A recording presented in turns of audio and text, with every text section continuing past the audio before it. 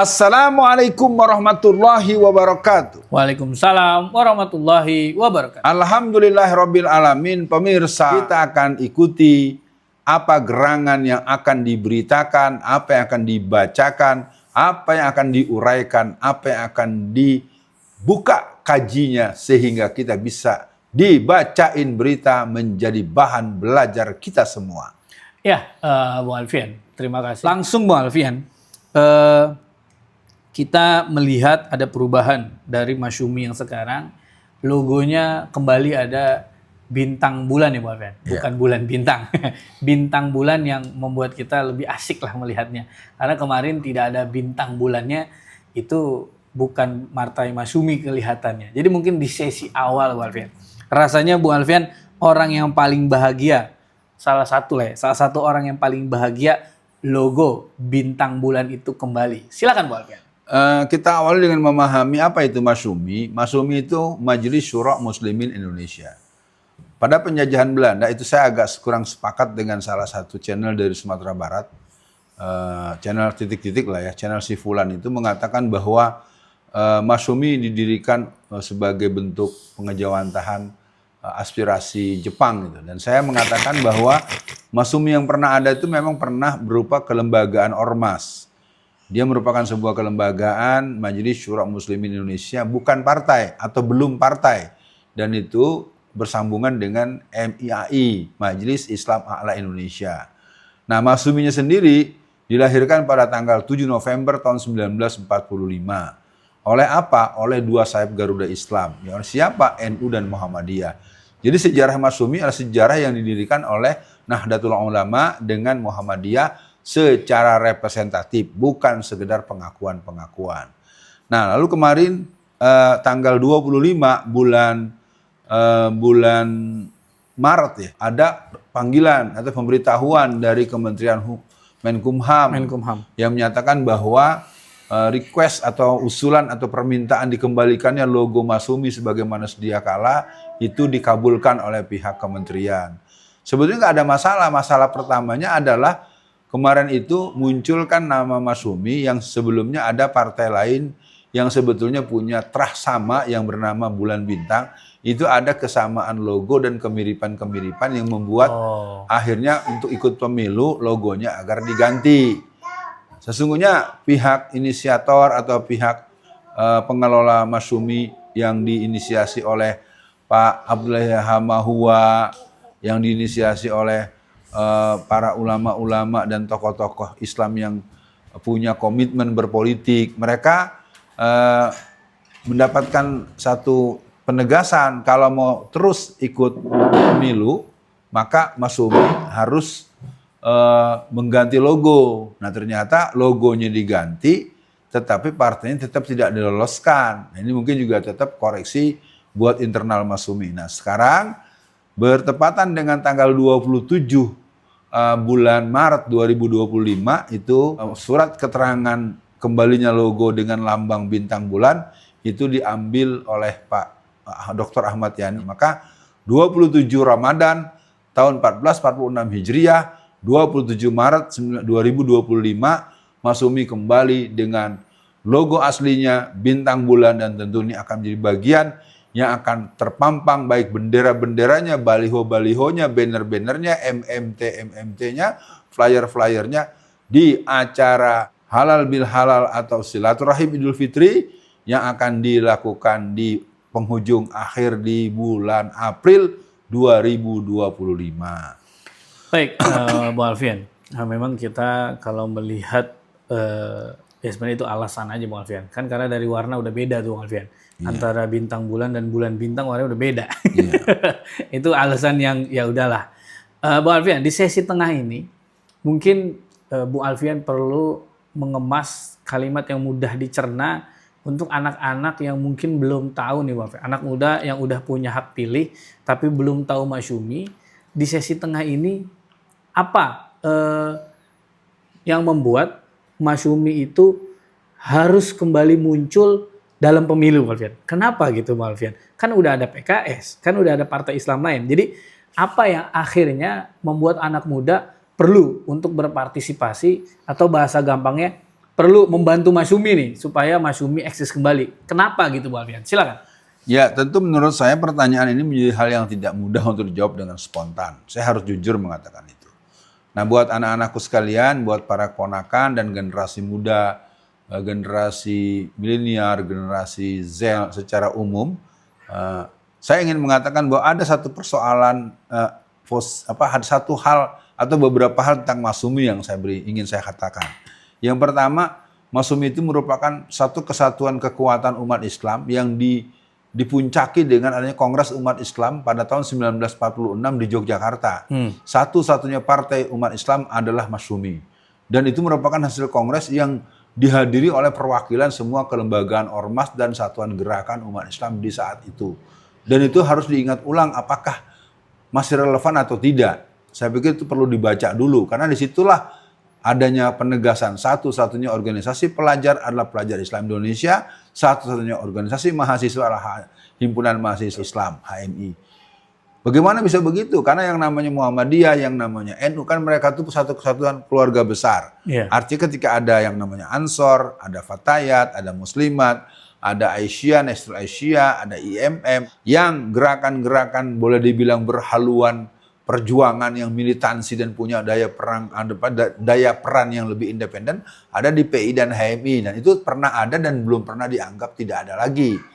Yang kedua, kita itu ketika merdeka tahun 45 itu tetap belum disebut Negara Kesatuan Republik Indonesia. Negara kita masih kita tahu kok negara Pasundan, Indonesia Timur, Sumatera Tengah segala macam.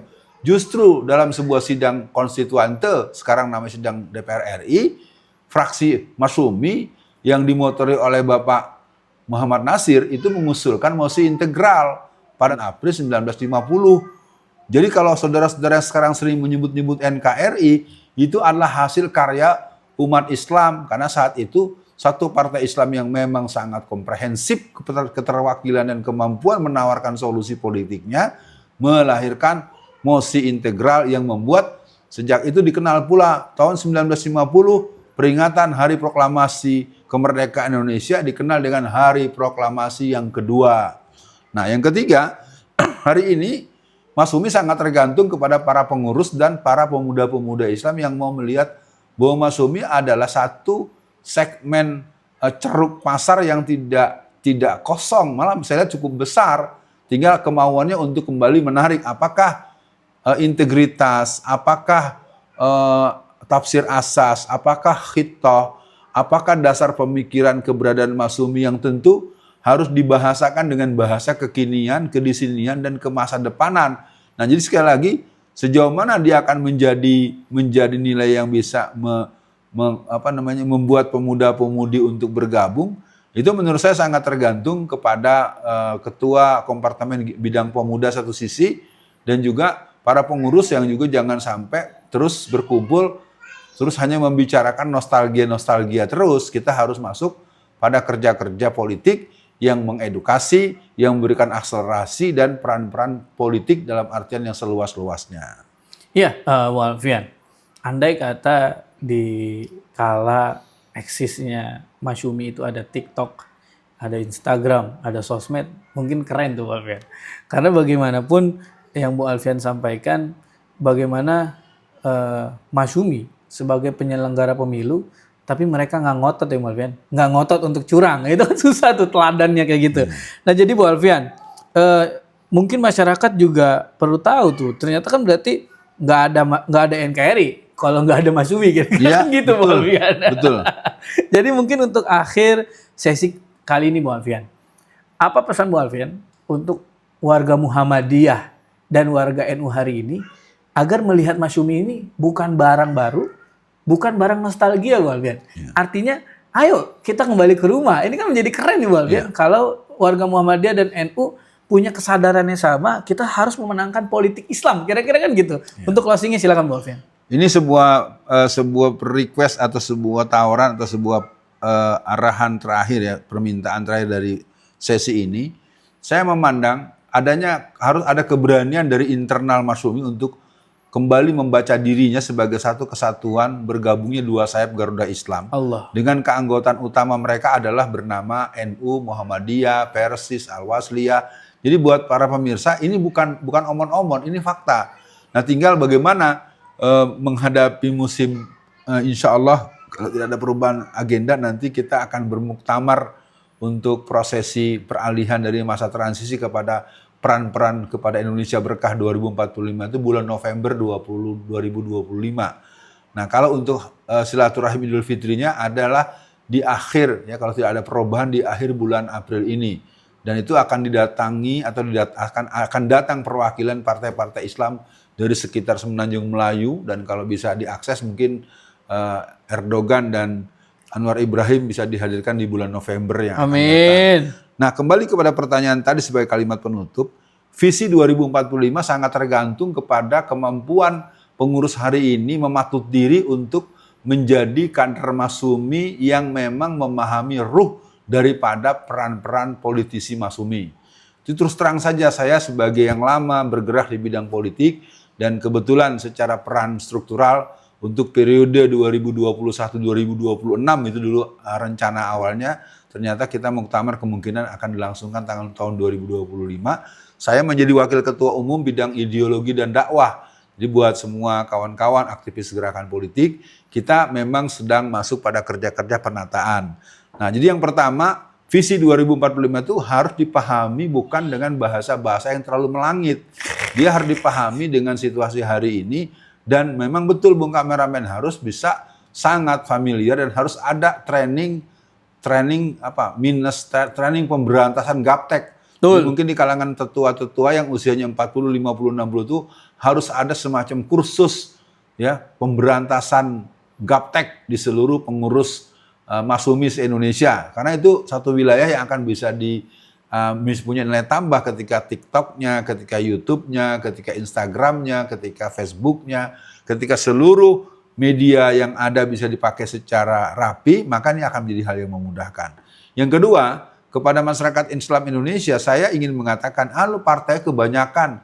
Saya katakan, partai kebanyakan mungkin tidak cukup menyenangkan. Tetapi secara faktor ceruk pasar, potensi suara umat Islam itu masih banyak yang belum tersentuh dengan edukasi politik. Dan masih banyak orang yang masih mengatakan tidak perlu ikut politik. Nah itu bagi yang belum mau ikut kan berarti masih bisa dibuat bisa ikut dan jadi ikut. Kalau yang memang sudah menyatakan berpolitik itu bagian yang harus dihindari dan dia nyatakan tidak cocok dengan jalan hidup mereka, itu adalah pilihan mereka. Sekali lagi, selamat Hari Raya Idul Fitri 1446 Hijriah, keluarga besar Masyumi, dari saya Alfian Tanjung memberikan apresiasi. Mari perkuat barisan, mari rumuskan kerja-kerja yang visioner, dan mari bimbing dan didik generasi muda Masyumi yang berhaluan Islam untuk NKRI yang berkah 2045. Assalamualaikum warahmatullahi wabarakatuh. Waalaikumsalam warahmatullahi wabarakatuh.